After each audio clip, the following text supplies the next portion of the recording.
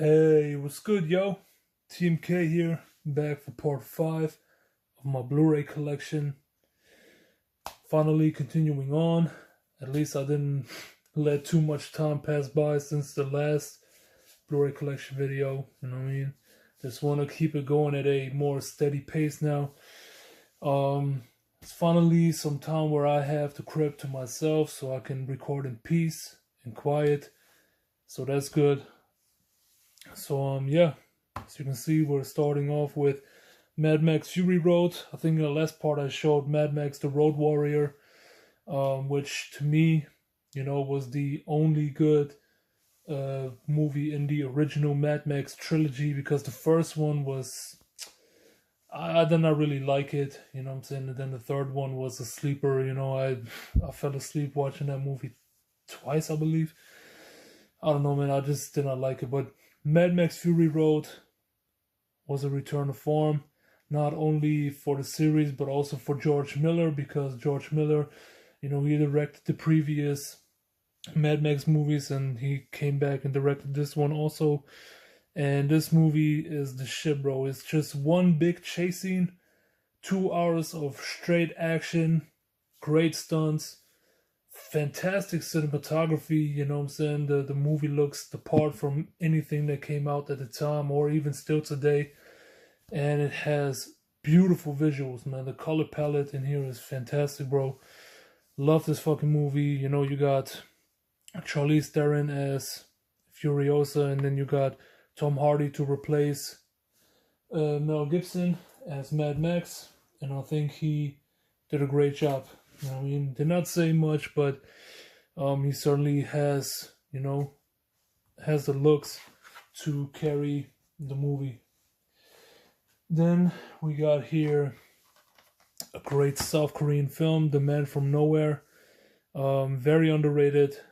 Not many people know about it, but I think you should, man. If you are into action films, you will love this fucking movie right here. The Man from Nowhere is a very, very underrated film, full of great action. Definitely a must-have, if you ask me. Good stuff, good stuff. Then we got a classic martial arts film, Enter the Dragon, starring Bruce Lee, of course. Bruce Lee, I'm a big fan of his movies, you know what I'm saying? His 5 classic films. And this is one that I always loved, ever since I was a teenager, man. I watched this movie on a regular basis, still do to this day.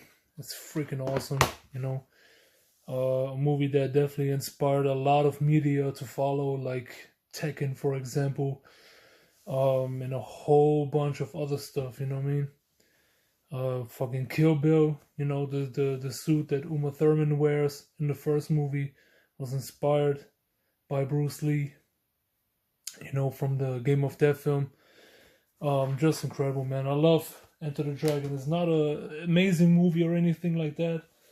Definitely has its shortcomings, but it's a classic movie in my opinion, and I love it. Then we got a sci-fi film, Matrix, which was a big hit when it came out. I mean, everybody was talking about it back in the days, I mean, the movie was so popular that it even had, that even, computers started having all of these screensavers and all that shit, man. With these green letters and shit, in the black background and stuff. I mean, this movie was everywhere when it came out, and yeah, man, I love this movie. Great fucking film, starring Keanu Reeves, Lawrence Fishburne. Great movie, man. And also a movie that, comments on the state of humanity at the time, and it's also a movie that is pretty forward thinking, you know what I mean? Unfortunately, they ruined the mythology with the sequels, Matrix, Reloaded, and Revolutions were not that great. Resurrections was also but the first one will always be classic. Really, really love that movie, man.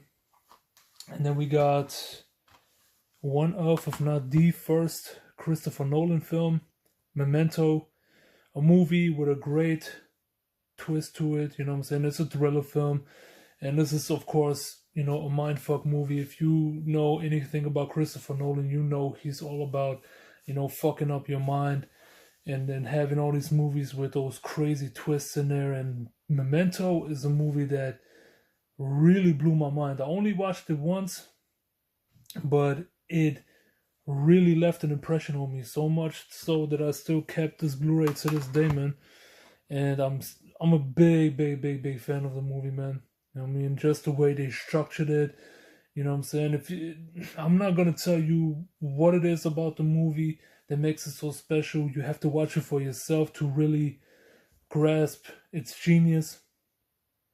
And once you get it, you know, you will also say, man, Memento is a fucking awesome film. Then we got, I will say a classic hood movie right here, Menace II Society. A movie by the Hughes brothers. This was their directorial debut.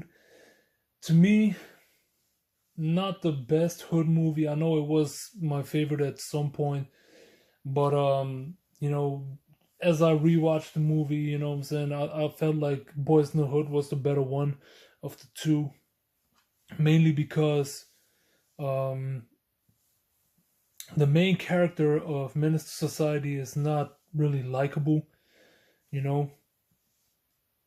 Boys in the Hood is really a slice of life, you know what I'm saying, and then compare it to Menace to Society, which is more of a little bit of an exaggerated take on what could happen in the hood, you know what I'm saying. I think the movie went a little bit too overboard with it, and plus they try to portray Kane, you know, this guy right here, Kane, as the main, as like a good guy. They try to make everyone feel sympathy for him, but he's done so much bullshit in such a short time span that I can't really connect with the character, you know. And that's why I personally think that it's not as good as Boys in the Hood, you know what I'm saying. It's like an 8 out of 10 at best, but still, movie that is definitely worth watching. Very nostalgic for me, you know. This was definitely one of the movies of my teenage years, and I really love that movie to this day, you know. Especially for O-Dog's performance, bro. This guy's performance in that movie was fucking A, man. You know what I'm saying? Only thing that I find weird is when people, you know, try to act like O-Dog and say, oh, I'm O-Dog and all that shit, bro. Cut that shit out, man. Nobody in life wants to be like O-Dog, son. Stop all that bullshit, bro. You know what I mean? You can praise him for his performance in this film. You know, Lawrence Tate did an amazing job, but bro, stop acting like him, man. That's fucking cringe as fuck, if you ask me. Then we go from one hood movie to another. It's like a semi-hood movie. It's more like a coming-of-age film, but it's a movie that I really love. Mid-90s, directed by Jonah Hill, of all people, you know. And I really love that fucking movie. It's a great coming-of-age film. Not only, you know, for what it is, but it also, you know, it praises, you know, the skateboard culture, which I was in love with at that time when I was a kid, man. And then also, you know, this one having the soundtrack that it has, man, bro. There was just one scene, you know, where the camera, you know, just records the CD collection of the main character's older brother, and you see CDs of like Gangstar and all that shit. And I was like, yo, this shit is awesome, yo. I really love that when stuff like this is highlighted in movies. And yeah, man, I really love mid-90s. It's a great film. Really fucking love it. And the main character, by the way, if you're a fan of God of War, the main character was actually Atreus, the son of Kratos, in the two latest God of War movies, for those that didn't know. So yeah, dope movie. Then we got Midsommar. Oh, coincidentally, another A24 production. You see, A24. Midsommar, another amazing film. You know, this was directed by Ari Aster, and I didn't know what I would get myself into watching this film. And bro, this movie is fucking disturbing. Really disturbing. Great fucking film. Very unusual for this genre because usually horror is more dark, is more gritty, more menacing. You know, this movie is, you know, very bright. It's probably the brightest fucking horror movie I've ever seen. And still, this one still keeps that creepy aura throughout the film, and it's just so fucking sick and twisted. You definitely have to watch this one, man. Midsommar is a sleeper of a movie, a hidden gem. Really, really amazing. Okay, next up we got more like a thriller, could also be horror. It's Misery, with James Caan and Kathy Bates. And this is basically a movie about a writer that writes, you know, like a series of a novel or something like that. And he's about to finish the novel. But this woman right here, played by Kathy Bates, she's so crazy about the characters and the writing of the novel that she doesn't want it to end and wanted to have a different outcome, you know what I'm saying? And she's so crazy about the shit that she actually, you know, that she kidnaps the writer of the book or the novel and does some really crazy shit to him, man. You know what I mean? Of course, I'm not going to tell what happens, you know, throughout the movie, but bro, this movie is the shit, bro. I always try to avoid it for some reason, man, but when I got to it and finally watched it, I was like, damn, this movie is freaking awesome, man. One of the best thrillers / horror movies you could watch. And definitely a classic for sure. Then we got another hood movie, which, just like Menace II Society, I'm not too huge of a fan of like other people are, you know what I'm saying? I do acknowledge that this movie is fun, it's entertaining, it's, you know, it's a nice watch, you know what I'm saying? If you don't have nothing else to watch, man, but people praise this movie too much, if you ask me, you know what I'm saying? Because New Jack City, okay, back in the days when I watched it as a teenager, I fucking loved it. You know, back in the days when I first watched it, you know, I was amazed by it, you know. I was easily impressionable when it came to movies back then, you know what I mean? But who else wouldn't be, you know what I'm saying? You got fucking Wesley Snipes in there, you got Ice-T, you got Chris Rock, Mario Van Peebles, Judd Nelson. Bro, this one has a great fucking cast in it, but unfortunately the movie has some inconsistencies, it has plot holes, you know what I'm saying? Plus, some of the acting was a little bit wonky, if you ask me. The only two standouts for me, of course, were Wesley Snipes. You know, his performance was very, very, you know, energetic. And it leaves a lasting impression, you know.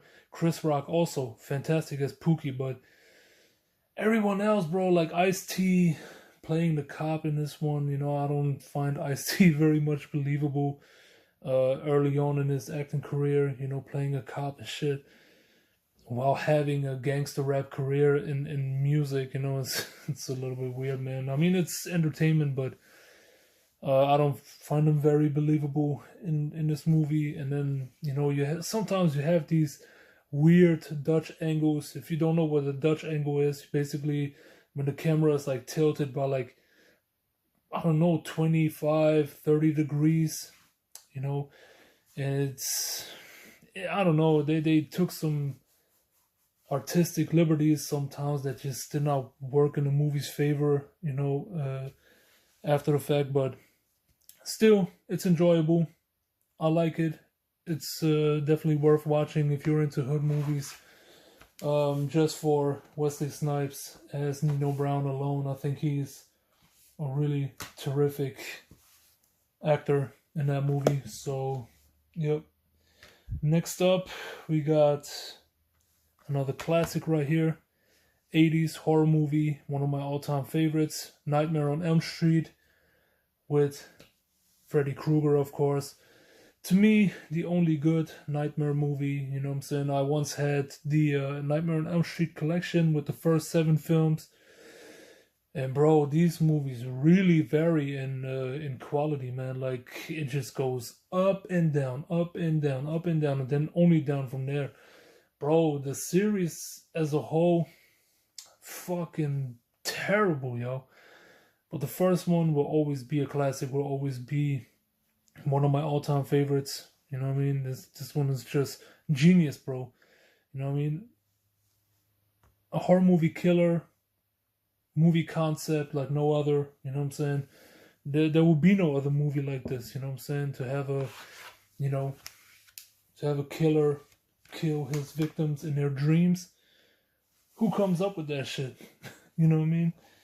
And there will be no other horror movie killer with this type of ingenuity. So, yeah, man, respect the classics. Nightmare on Elm Street, amazing. Then we got Ninja Assassin, a movie that I also really, really like, but a movie that I also acknowledge that it's pretty stupid. You know what I mean? Ninja Assassin is straightforward action movies, I think directed by the Wachowski brothers, who did the Matrix movies, or was produced by them, something like that, man, something to that effect. I think it was directed by them. But whatever the case may be, this movie is dope. You know what I'm saying? It's all about ninjas tearing up limbs and all that shit. I mean, this movie is bloody and gory as hell. But surprisingly a fun watch also, you know what I'm saying? Also the main character, a Korean pop star.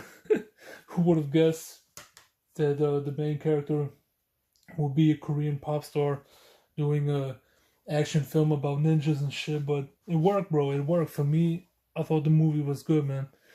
Really fun to watch. Then we got a Coen Brothers film, No Country for Old Men, starring Javier Bardem, Josh Brolin, and Tommy Lee Jones. This is a movie that I have only seen once, and I don't remember too much of it.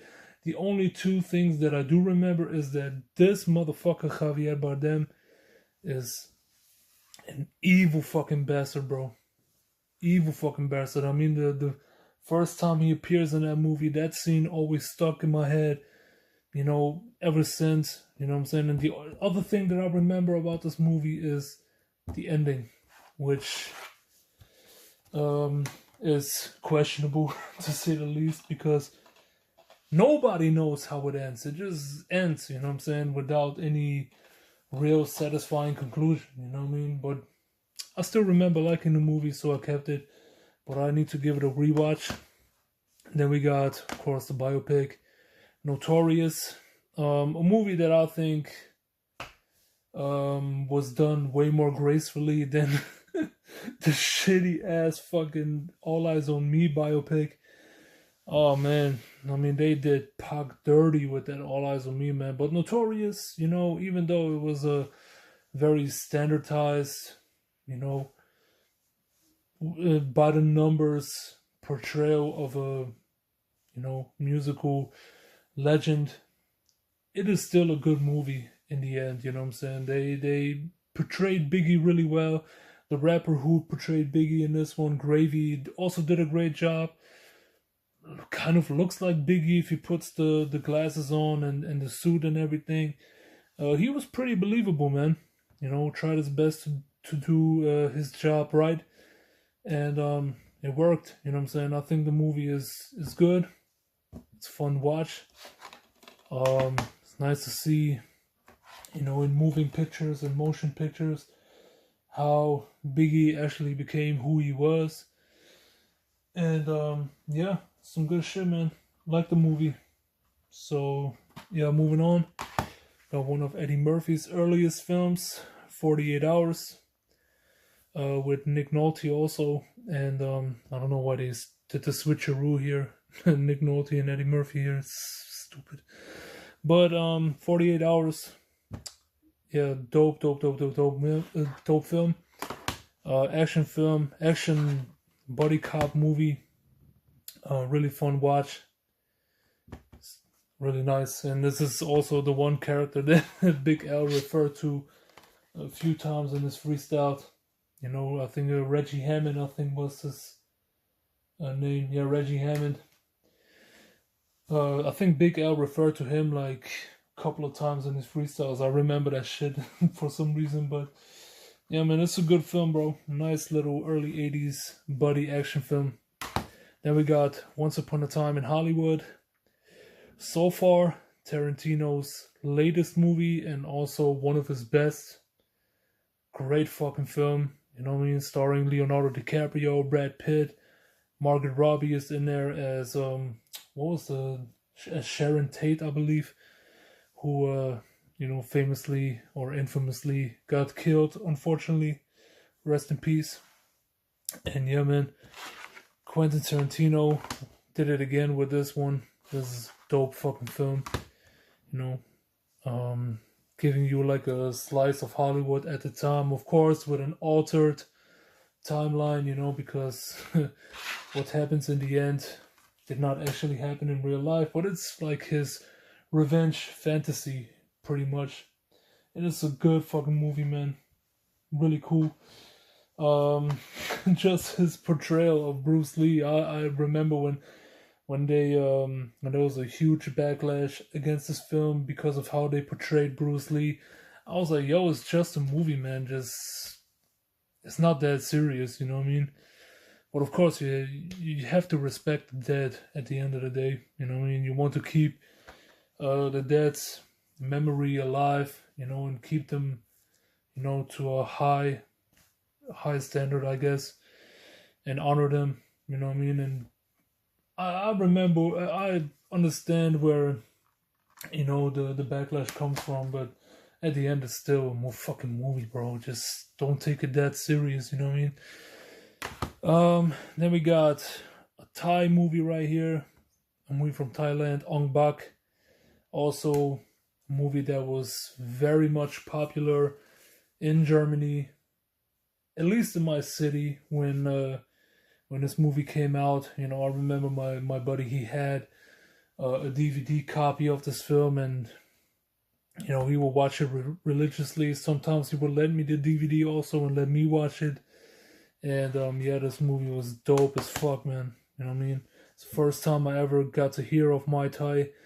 And yeah, it had some great fucking action scenes, great action pieces in there. Dope fucking fight scenes. And yeah, this one is the one that established Tony Jaa as one of the newer martial arts action heroes. All right, next up, bruh. I'm such a huge fan of this film. Commando. As you can see, in Germany it's called Phantom Commando, but here it's the original title, Commando. This is one of my favorite 80s action movies, bro. I love Arnold Schwarzenegger films. Y'all know already, I'm a big fan of Arnold Schwarzenegger, bro. And if I have to watch his movies every once in a while, bro. Like, Arnold Schwarzenegger, his movies are just so fun, bro. You know what I mean? He's not the best actor out there. Some might even say he's a terrible actor. But he has a level of charisma that no other actor really has, bro. Like, his acting is terrible, and still he makes all of his movies so fun and enjoyable, bro. And that's why I fucking love Arnold Schwarzenegger, man. One of my favorite actors, man. One of my favorite action heroes. Commando in particular. One of the best fucking action movies of the 80s. Stupid as hell. Nonsensical. It has, you know, so many illogical scenes in there, man. And still it is just fun, dumb, and highly, highly, highly entertaining. I fucking love this movie, man. You know what I mean? This is just a perfect example of a stupid, mindless 80s action movie, man. So good. If you haven't watched Phantom Commando or Commando, just go out and give this a watch. This shit is fucking awesome. Believe me, this shit is awesome, bro. Then we got triple threat right here, man. three movies that I really love. So first of all, we got here Planet of the Apes.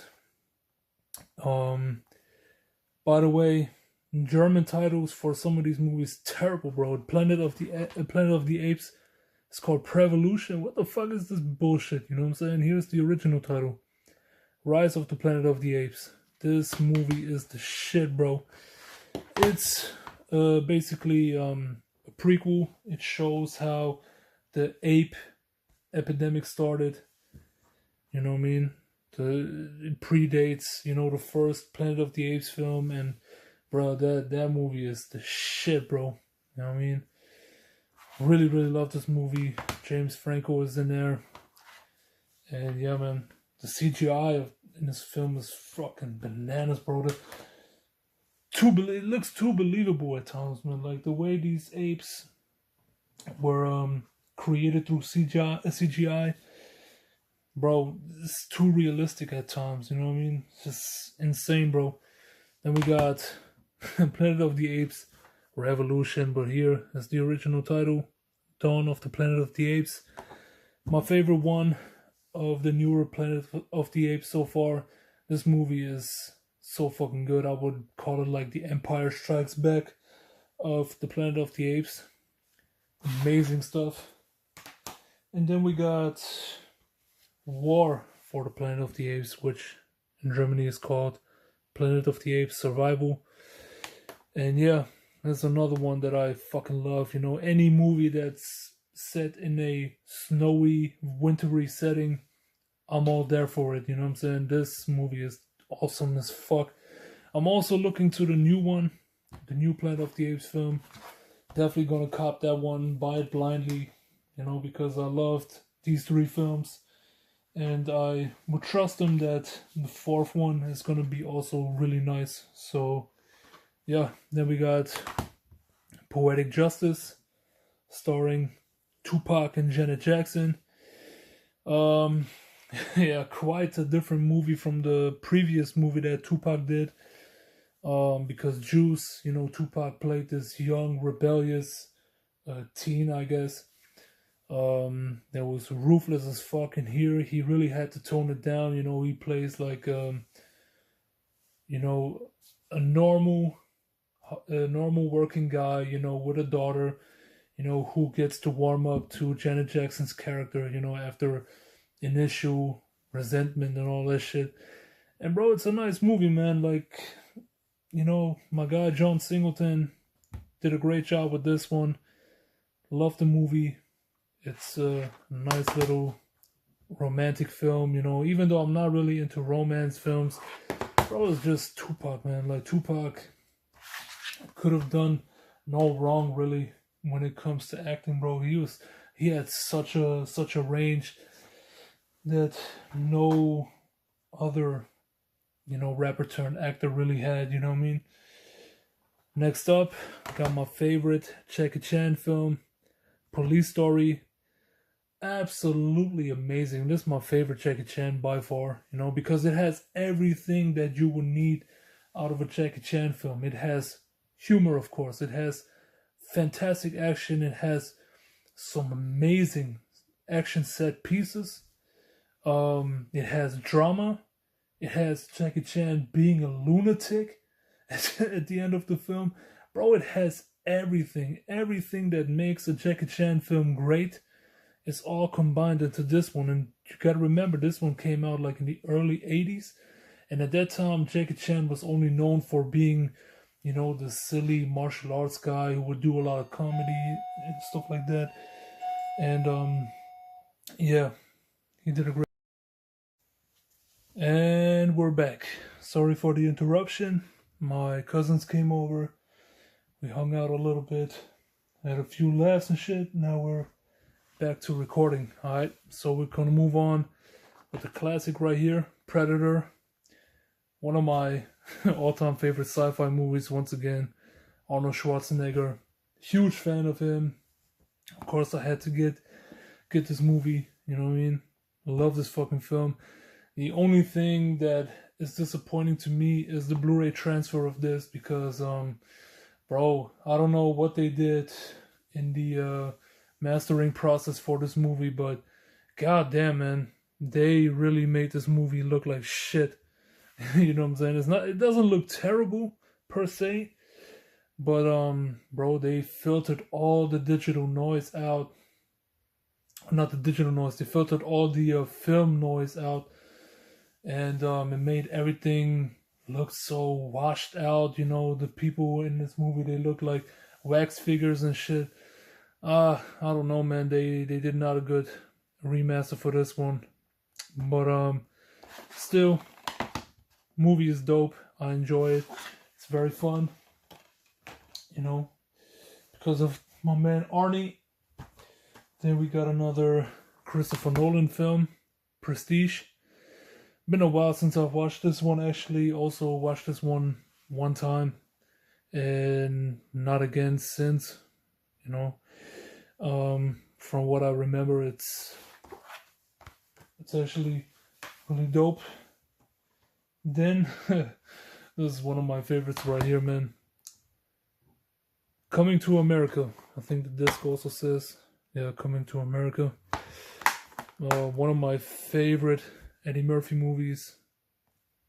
Pretty much one of everyone's favorite Eddie Murphy movies, man. I don't think there's anyone who doesn't like the film.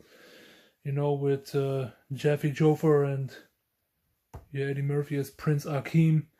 Rest in peace, James Earl Jones, who played Jaffe Joffer. You know, James Earl Jones just died not too long ago. I think a few days ago. Really tragic, man. You know, he was definitely one of the best black actors out there, man. One of the best actors, period. Really love that dude, man. You know, he will be missed greatly. And yeah, this movie right here, once again, directed by my good friend, John Landis. See here, his fucking piece of shit, John Landis. Yeah, did a good directing on this one. Really loved the look of this film, you know, the whole story, you know, how this Prince Akeem goes to Queens of all people, of all places, to find his queen. Yeah, of course, he will find his queen in fucking Queens, New York. I just found that hilarious, you know what I'm saying, that he would go and look for his queen in Queens, you know what I mean? But still, great movie, good humor in this, very fun to watch. And this is also has an early appearance of Samuel Jackson, you know, who played like a robber or something in this movie. Really dope, really dope. Coming to America, definitely a must watch, unlike the sequel, Coming to America, which was garbage, you know what I mean? One of the worst legacy sequels I've ever watched. Terrible fucking movie, but the original will always be the original classic. And then we got the movie called Public Enemy Number One, not the Will Smith one. This is a French double feature film about this French gangster named Jacques Mesrine, starring my man Vincent Cassel, who was also in one of my favorite movies, La Haine. And yeah, I've only watched this once, 10 plus years ago. Cannot speak on this one, to be honest. It's been way too long, man, but yeah, man. But that's it. That's the ending for this Blu-ray collection video. Let me know what you think, man. You know what I mean? Of course, like in the last video, give me recommendations in the comments. Let me know what you think about the movies that I showed. Do you agree or disagree with some of the stuff that I said? You know? And till the next time, keep it cool, yo. And peace out, man. Alright, take care.